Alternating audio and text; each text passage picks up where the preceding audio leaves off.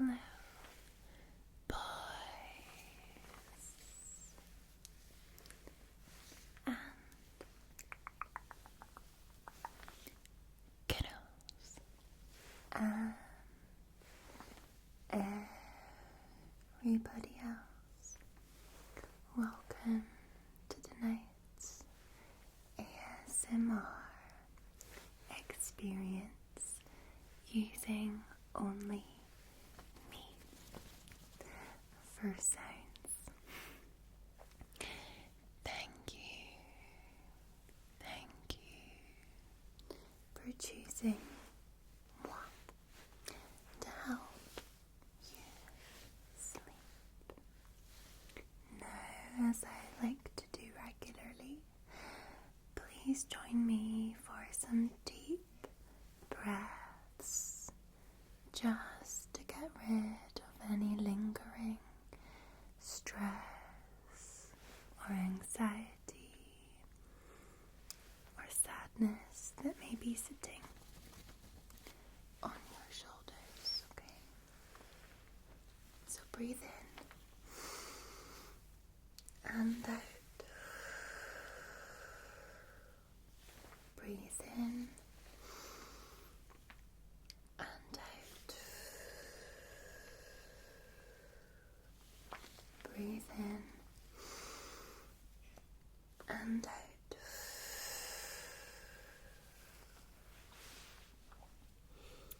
So in this type of video, we can have any sound as long as it's generated by me. So that may be hair brushing, and I have a little hairbrush with me to brush my hair. It could be tapping, finger fluttering, face touching, or face tapping, my forehead, the touching of my clothes. I wore this dress on purpose because it makes crinkly sounds. Gotta have a bit of crinkles, don't we? Could be mouth sounds, just whispers, rambles. It's all what's going to be in this video today. So buckle on in. I think it will be a relaxing one for you. Okay, and if you fall asleep, that's absolutely fine. It means I've done my job correctly. Okay, so we're just going to start with a delicate little tippy tap and some close whispers. How are you doing today? I hope you are well. I hope you are feeling good. Feeling happy today.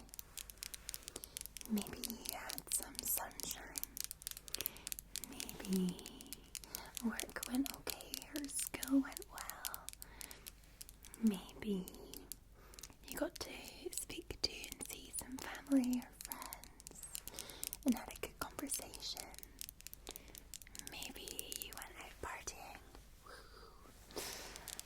Whatever it was that you did today, I hope that you were able to find satisfaction, fun, laughter, happiness. Happiness. And I'm hiding my thumb because I went and tore it off by accident, but don't tell my nail technician. I need to think of an excuse because she'll kill me. To be fair, it came off when I was washing my hair like this. And sometimes when they grow a little bit longer with acrylics, they can lift a little bit at the bottom and the hair can get in, and it got in and it just sliced it off. So I'm just gonna hide that thumb. I'm getting them done next week, but until then I've got to hide my thumb to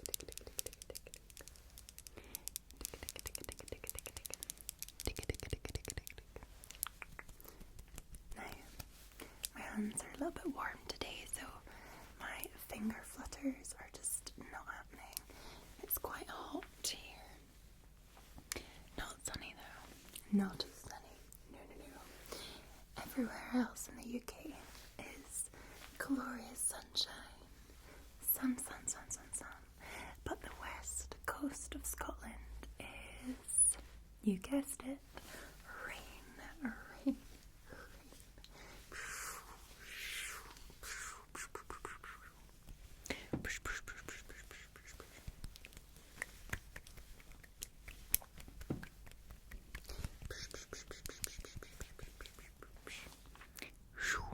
I think that's my best rain impersonation. Like, okay, I'm gonna give it a good shot, right? Okay, rain impersonation. Let's do this. Maybe I should do a weather impersonation of all different types of weather with sound. I feel like this is a challenge that I've given myself that you guys will not give a shit about, but let's try. Okay, rain. So, I'm thinking like this. Oh, I can't do that. This. So the tapping is like the rain off the windowsill. But if it gets heavier, it's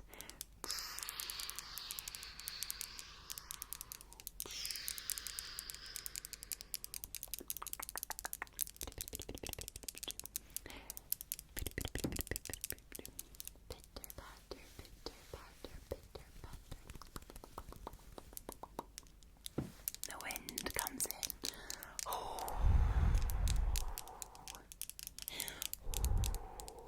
I was trying to think what I could do for sunshine, and I'm not sure there's a sound for sunshine. Maybe it's like probably more the sound of like things that appear when it's sunny is probably more our association with it. So like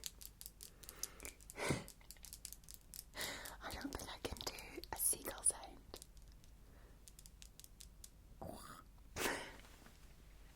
Not happening. Especially not quietly. Or maybe hot countries have got crickets, but I don't know how to do a cricket sound. Like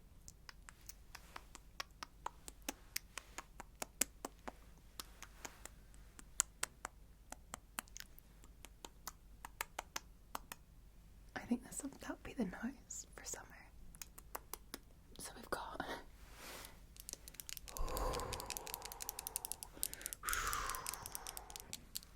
for rain, and we have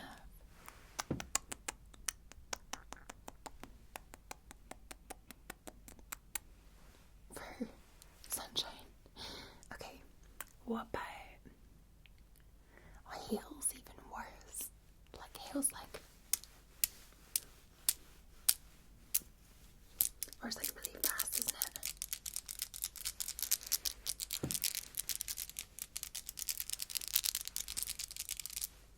I feel like that's hail. Okay, what about thunder and lightning?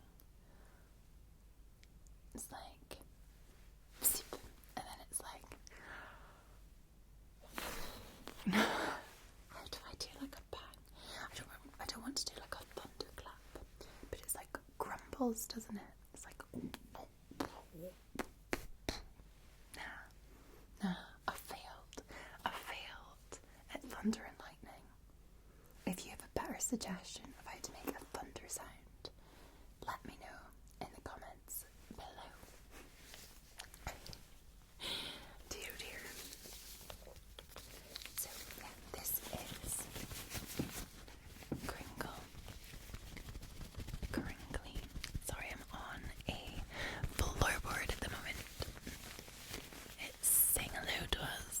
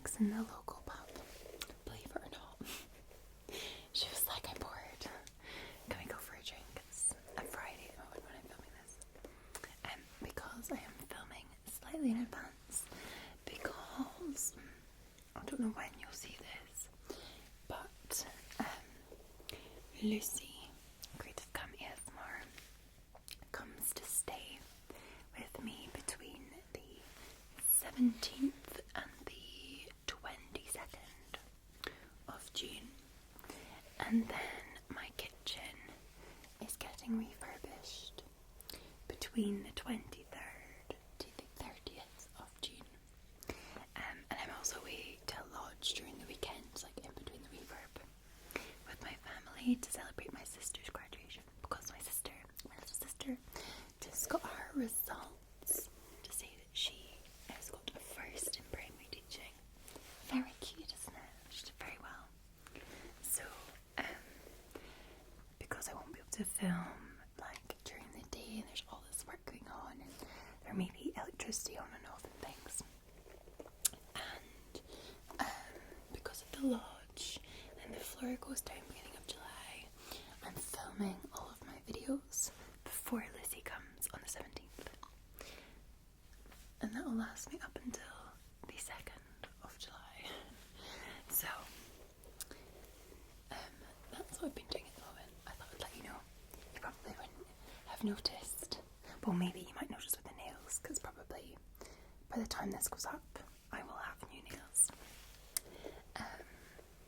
But yeah, that's kind of what's happening. June is just a very crazy month. I don't know if you guys are finding that as well, like just with like so much going on, and because things are lifted, people are just looking forward to going and seeing friends again and just having a really good time.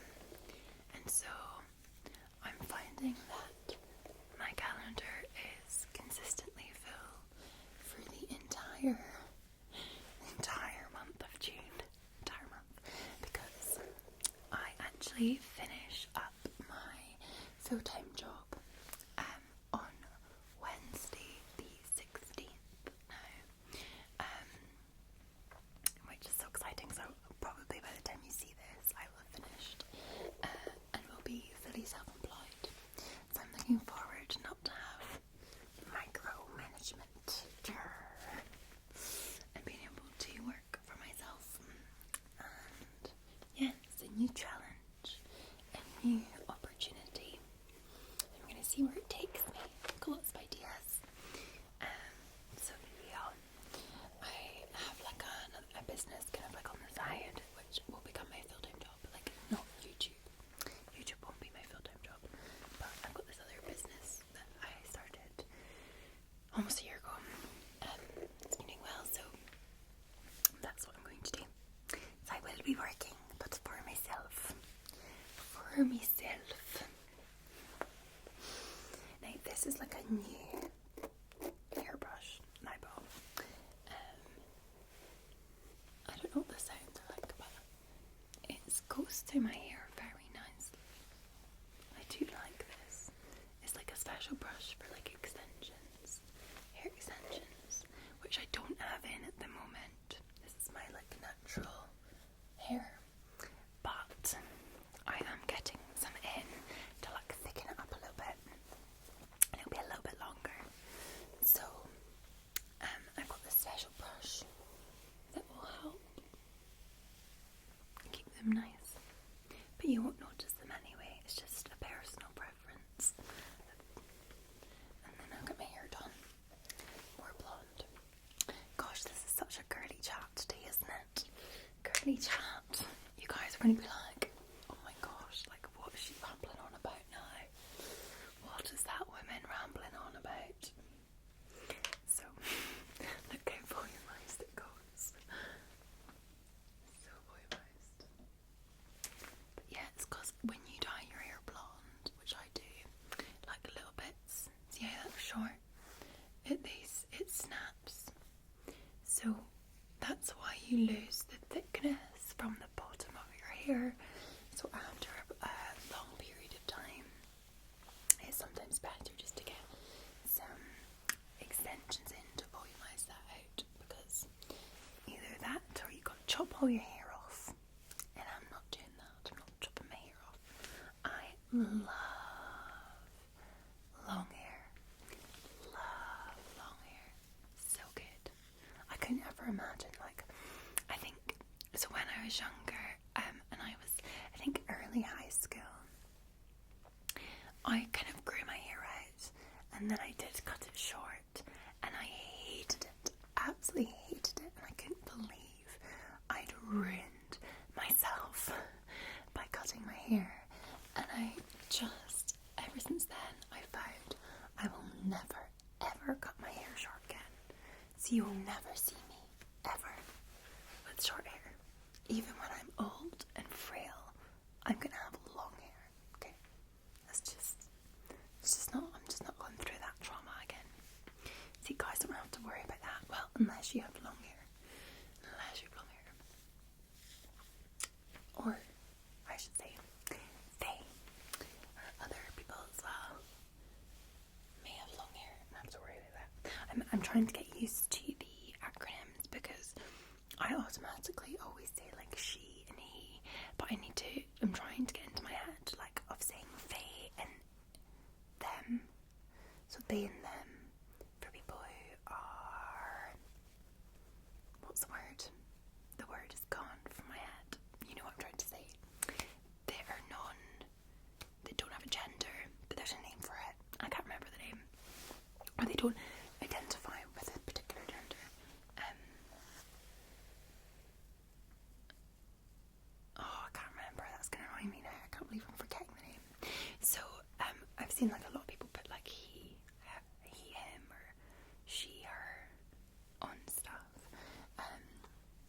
So I'm just trying to understand a little bit more like how to, like, not, it's so easy for us to just say like he or she because it just rolls off the tongue. So it's getting into the habit of saying them or they. So that's what I'm trying to do and be more conscious of. And that's something that we all just need to be more conscious of what's around us, what's happening around us, and yeah, all of that jazz.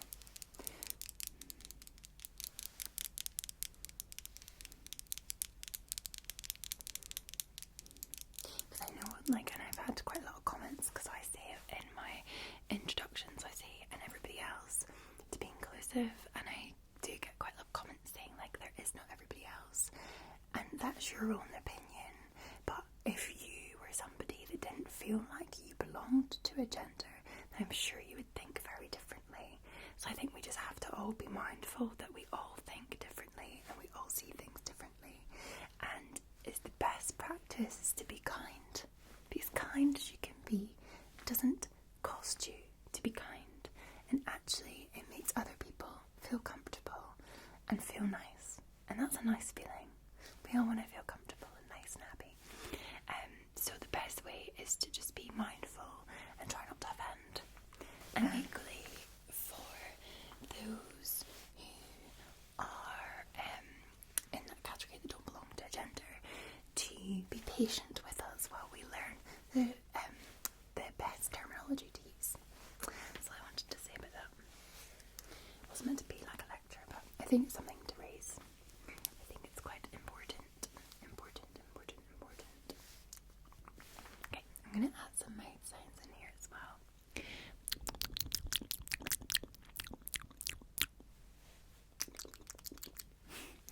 Maybe some tongue swirls.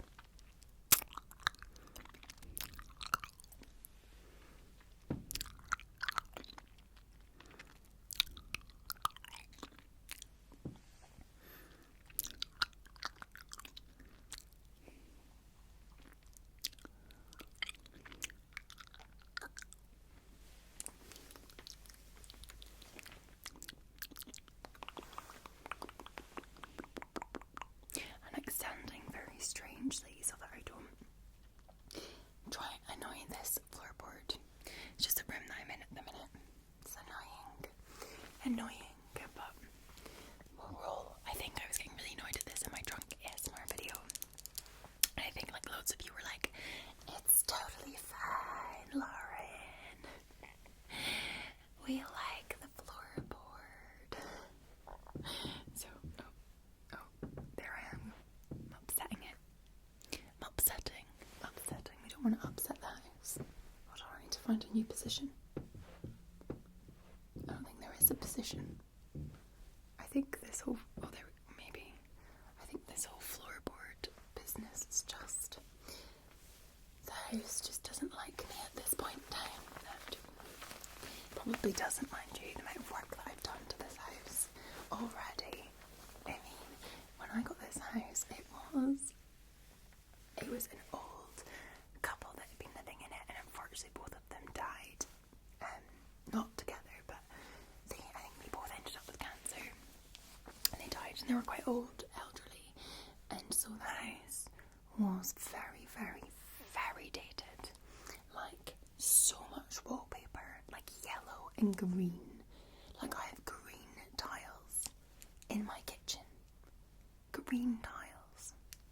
So there was like loads of done, like the carpets were brown, and it was just like, oh, they'd done up the main bathroom, and the layout is really odd because the main bathroom is next to the ensuite for the master, but the ensuite to the master is a massive, right? Like, main bathroom massive, and then the main bathroom is like tiny. It's like a little ensuite. So what I'll do probably next year, because the bathrooms are getting pushed to next year because I'm doing this whole like kitchen refurb downstairs thing,